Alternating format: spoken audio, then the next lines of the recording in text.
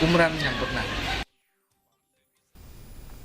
A group of youths from 11th and 12th Mile Mawsmai in Ribhoi were assaulted by alleged syndicate members from Assam on the night of October 2nd at Jorabat.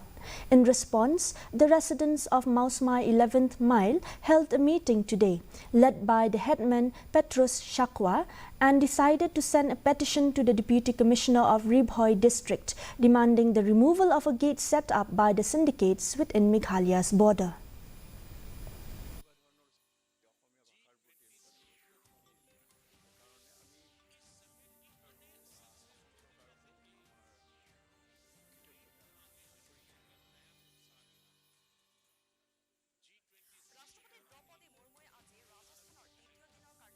Bangin ay no ko giding to sa ODC nang bangnon ka safety map na yung dingi but